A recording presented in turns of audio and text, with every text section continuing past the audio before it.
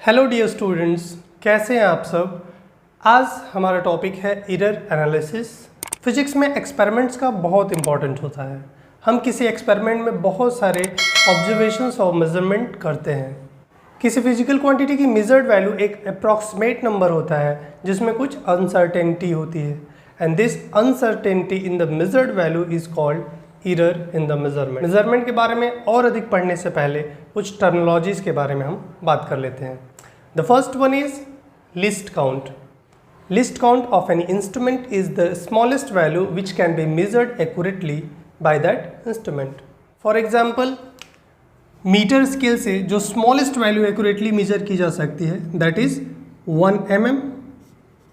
अब देख सकते हैं ये सबसे छोटा डिवीजन होता है मीटर स्केल में जिसको ये एक्यूरेटली मेजर कर सकता है, and so least count of metre scale is 1 mm और we can write it 0.1 centimetre. इसी तरह वर्नियर कैलिपर 1 mm के 10th पार्ट को भी एक्यूरेटली मेजर कर सकता है, so it's least count is 0.01 centimetre. और स्क्रू गेज से 1 mm का 100th पार्ट भी एक्यूरेटली मेजर किया जा सकता है, so least count of screw gauge is 0.001 centimetre. इसी तरह से हर एक इंस्ट्रूमेंट की अपनी एक लिस्ट काउंट होती है, और इस इंस्ट्रूमेंट का लिस्ट काउंट जितना कम होगा उस इंस्ट्रूमेंट का मेजरमेंट उतना ज़्यादा प्रिसाइज्ड कहा जाता है। Now the next term is accuracy. Accuracy is the level of closeness of the reading of the measurement to the true value. It means किसी फिजिकल क्वांटिटी की मेजर्ड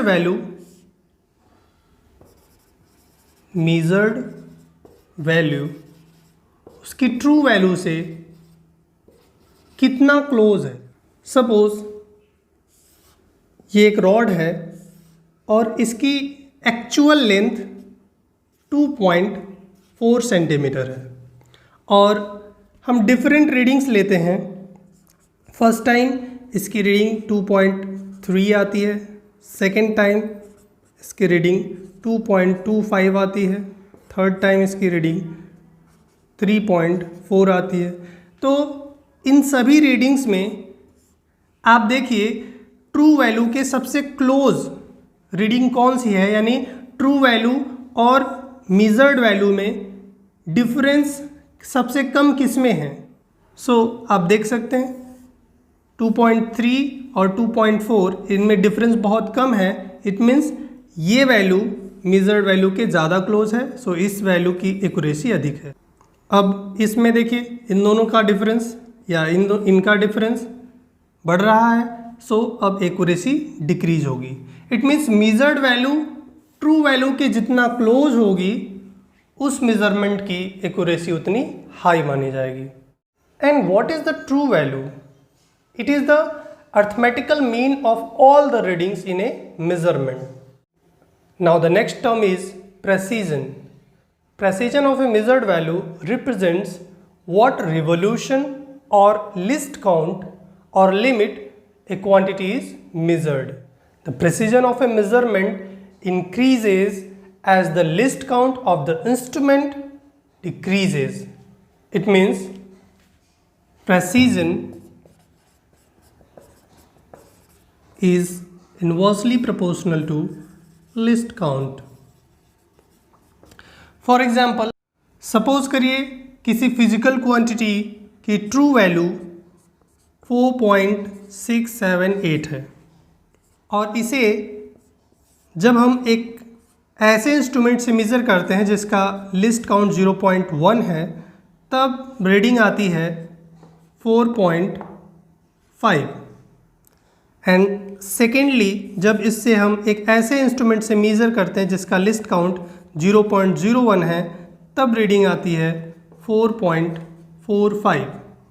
अब आप देखिए जो फर्स्ट रीडिंग है वो ट्रू वैल्यू के अधिक क्लोज है, सो हम कह सकते हैं first reading is more accurate, but second value का रेजोल्यूशन और लिस्ट काउंट कम है फर्स्ट वैल्यू के कंपेयर में, so second value is more precise than the first one. आप किसी मेजर्ड वैल्यू का रेजोल्यूशन पता करने के लिए उसका लिस्ट काउंट पता करिए।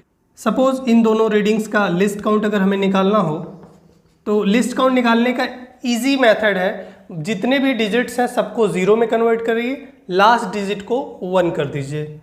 फॉर एग्जांपल 4.5 है तो इसमें 4 को 0 करिए, 5 लास्ट वैल्यू है इसको 1 कर दीजिए।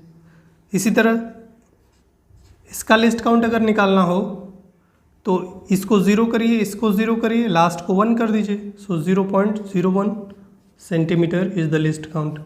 अब देखिए सेकेंड वैल्यू का लिस्ट काउंट बिकॉज कम है इसलिए ये ज़्यादा प्रिसाइज कहा जाएगा, क्योंकि अभी हमने पढ़ा था लिस्ट काउंट जैसे जैसे डिक्रीज होता जाएगा वैल्यू या रीडिंग की प्रिसीजन इंक्रीज होता जाएगा।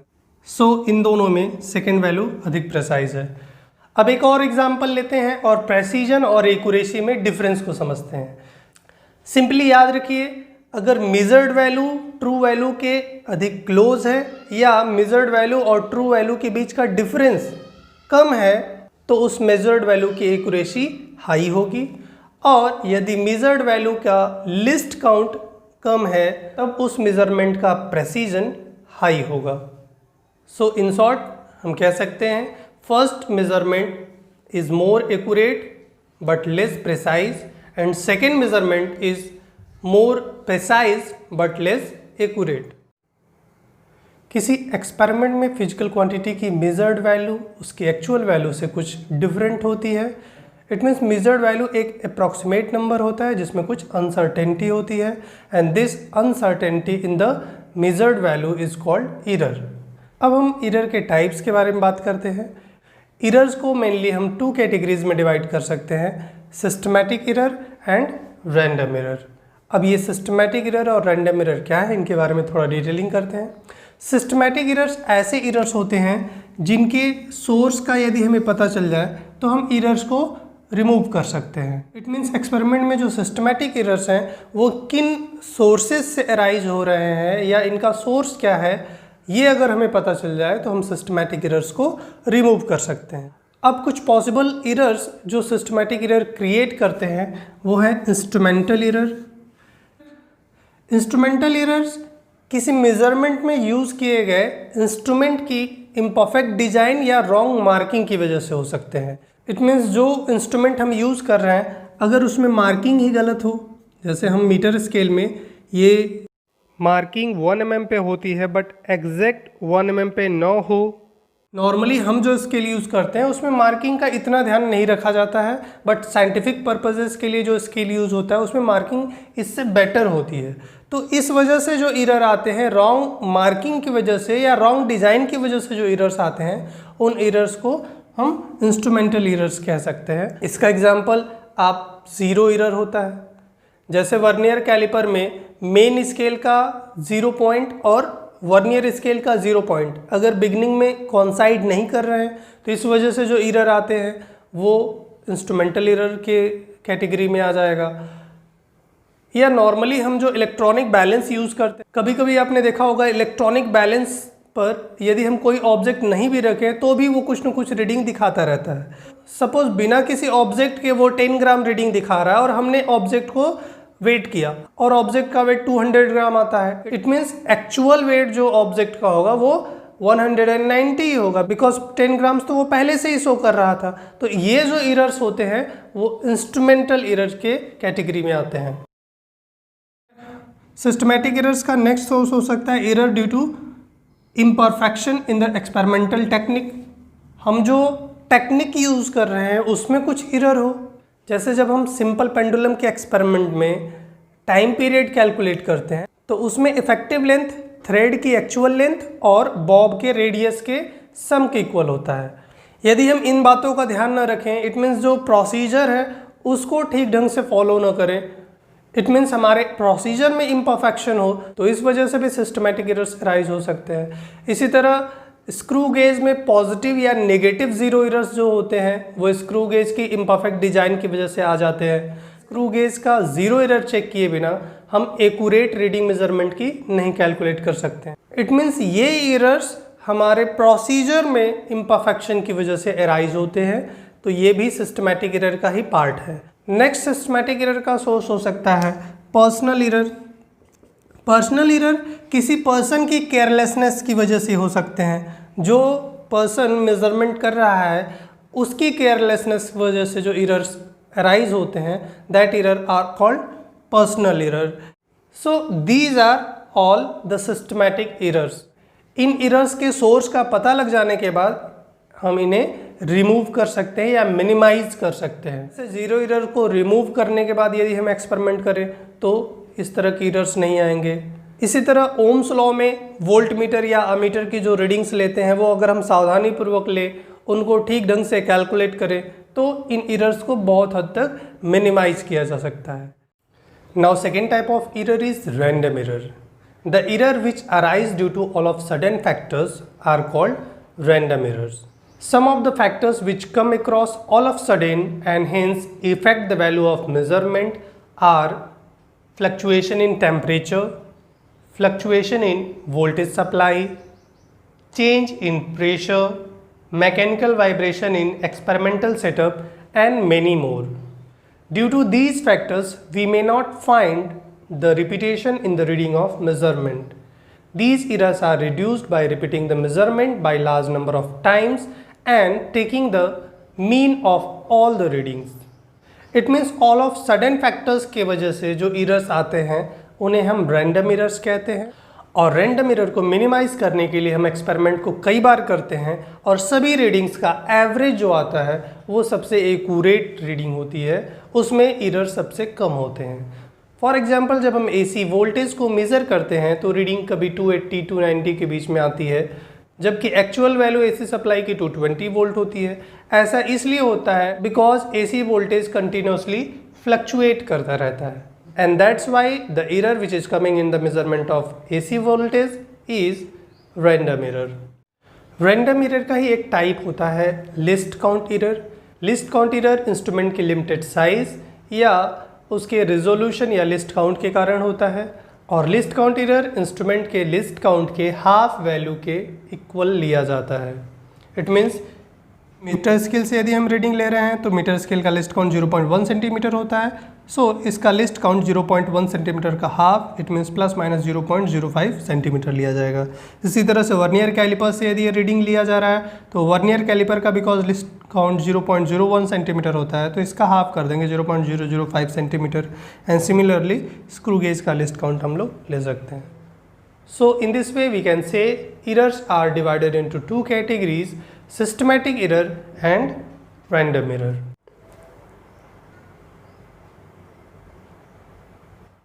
अब हम किसी मेजरमेंट में एरर्स को किस तरह से मिनिमाइज कर सकते हैं इसके बारे में बात करते हैं। यदि हम बात करें सिस्टमैटिक एरर्स को मिनिमाइज करने के लिए, so systematic errors can be minimised by selection of better instrument, by improving the experimental technique and procedure, and by removing the personal carelessness, etc.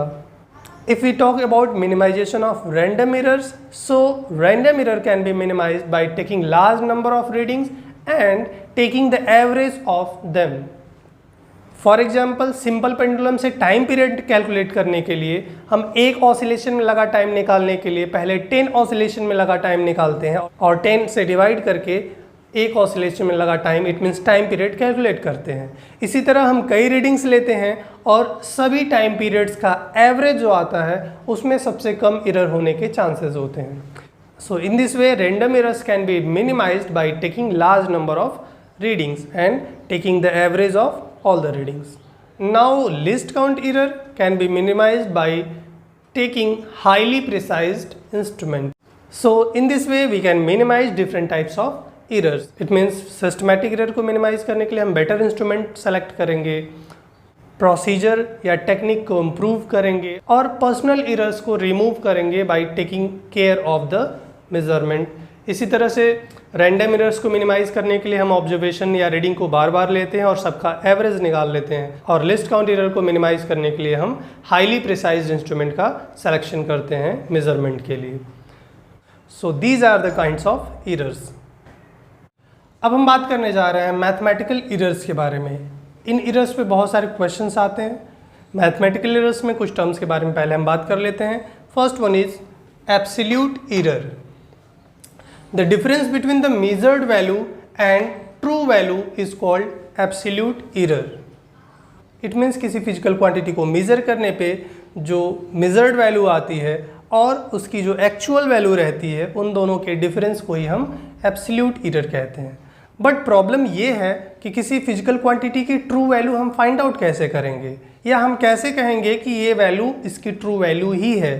तो इस प्रॉब्लम को सॉल्व करने के लिए हम उस फिजिकल क्वांटिटी को कई बार मेज़र करते हैं और सभी रीडिंग्स का अर्थमेटिकल मीन निकालते हैं। इस अर्थमेटिकल मीन को ही हम उसकी ट्रू वैल्यू कहते हैं। फॉर एग्जाम्पल, सपोज कर लीजिए कोई फिजिकल क्वांटिटी ए है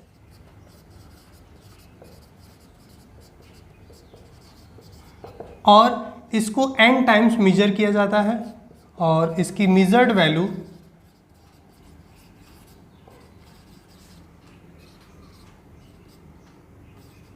A1, A2, A3 and An। तो इन सभी रीडिंग्स में सबसे एक्यूरेट रीडिंग कौन सी होगी, ये पता करने के लिए हम इन सभी रीडिंग्स का एवरेज निकाल लेते हैं और यही एवरेज इसका ट्रू वैल्यू कहलाता है। So true value of A will be A1 plus A2 plus A3 and so on An upon n. This is called true value of the measurement. Now the difference between true value and the measured value is called absolute error. So first measurement में absolute error हो जाएगा। Absolute error in first measurement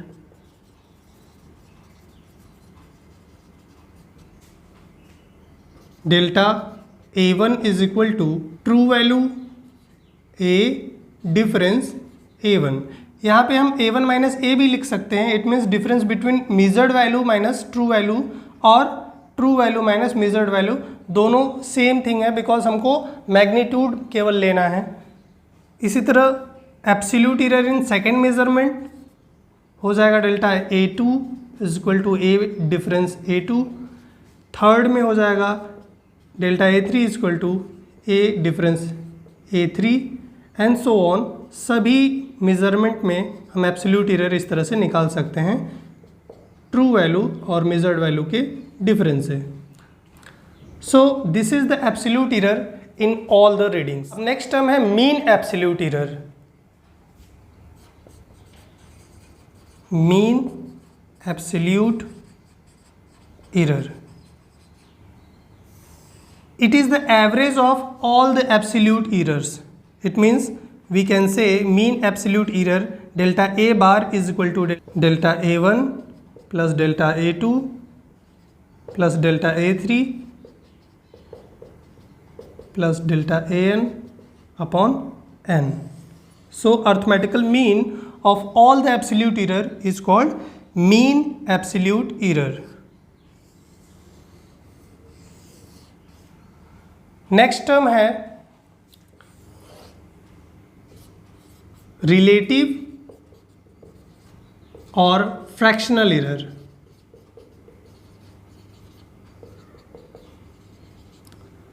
so it is defined as the ratio of mean absolute error to the true value of the measurement. So relative error is the ratio of mean absolute error upon true value of the measurement. And next one is percentage error. So what is percentage error? If we multiply by 100 in relative error, then we get percentage error. It means relative error में 100 से यदि हम multiply कर दें तो जो value आती है उसे हम परसेंटेज एरर कहते हैं। सो एक बार फिर से देख लीजिए, absolute error. Absolute error measurement की ट्रू वैल्यू और मेजर्ड वैल्यू के डिफरेंस के इक्वल होता है और ऐसे जितनी रीडिंग हमने लिया है सब में इसी तरह से एब्सोल्यूट एरर निकाल लेते हैं। Next one is mean absolute error. The average of absolute error in all the readings is called mean absolute error. relative error, the ratio of mean absolute error to the true value is called relative error. Percentage error, if we multiply the relative error by 100 then we get percentage error. Now representation of physical quantity with error. It means physical quantity को हम error के साथ किस तरह से represent कर सकते हैं. तो हम फिजिकल क्वांटिटी को उसके मीन एब्सोल्यूट एरर के फॉर्म में या परसेंटेज एरर के फॉर्म में रिप्रेजेंट करते हैं. वी कैन राइट, सपोज एक फिजिकल क्वांटिटी की ट्रू वैल्यू ए है तो हम इसे एब्सोल्यूट एरर के फॉर्म में ए प्लस माइनस डेल्टा ए बार इस तरह से रिप्रेजेंट करेंगे, या परसेंटेज एरर के फॉर्म में ए plus minus delta A upon A into 100% इस तरह से रिप्रेजेंट कर सकते हैं. So these are mathematical errors. You can note it down by taking the screenshot.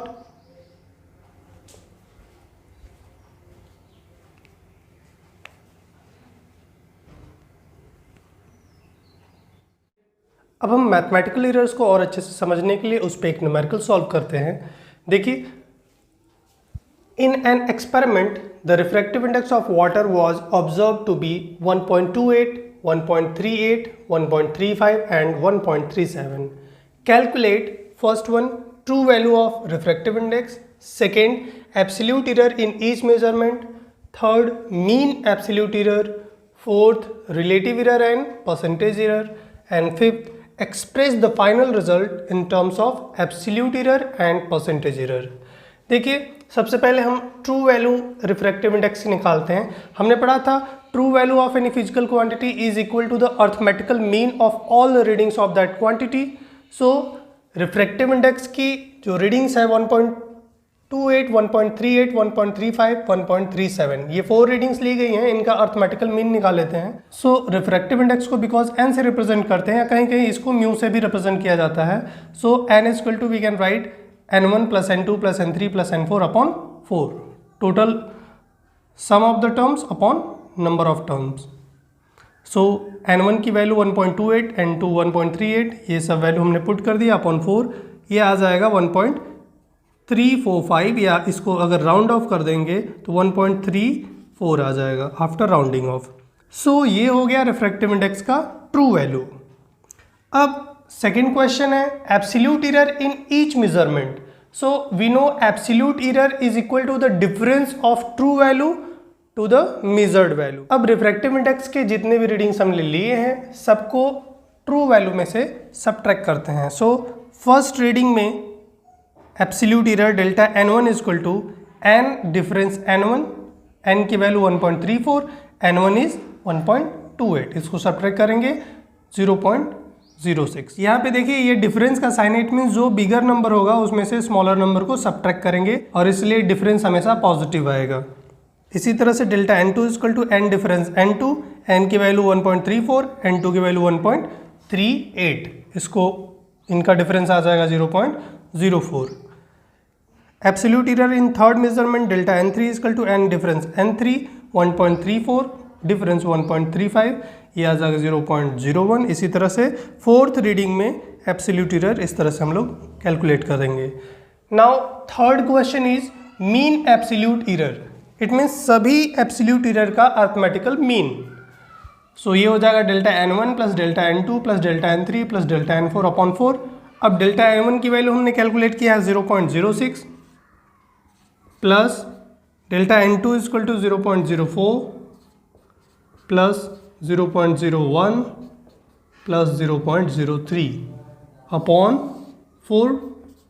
इसे सॉल्व करने पे आ जाता है 0.035, या राउंड ऑफ कर दें अगर 2 डिजिट्स तक तो ये हो जाएगा 0.04. Now fourth one is relative error and percentage error. So सबसे पहले हम रिलेटिव एरर कैलकुलेट कर लेते हैं. We know relative error is equal to the ratio of mean absolute error to the true value of the measurement. अब mean absolute error हमने calculate किया है 0.04 और ट्रू वैल्यू था 1.34. अगर इसे हम सॉल्व करेंगे तो ये आ जाता है 0.029, या राउंड ऑफ करने के बाद आ जाएगा 0.03. So this is the relative error. Now percentage error.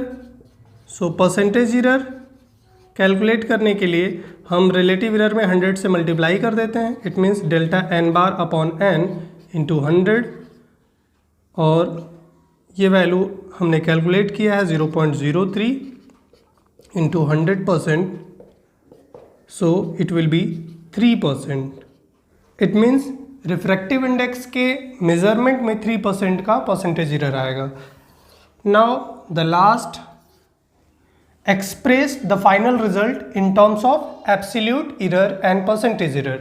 So सबसे पहले हम absolute error के टर्म्स में लिखते हैं. in terms of absolute error, so true value 1.34 plus minus absolute error हमने कैलकुलेट किया था 0.04. सो 1.34 प्लस माइनस 0.04. ये हो गया result in terms of absolute error. अब इसी रिजल्ट को हमें परसेंटेज एरर के टर्म्स में लिखना है. So result in terms of percentage error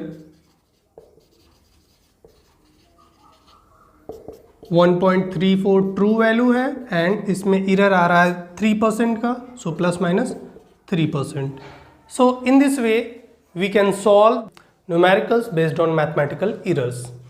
अब इसे स्क्रीनशॉट लेके नोट कर लीजिए. आज के लिए बस इतना ही. Keep learning, keep practising, be happy.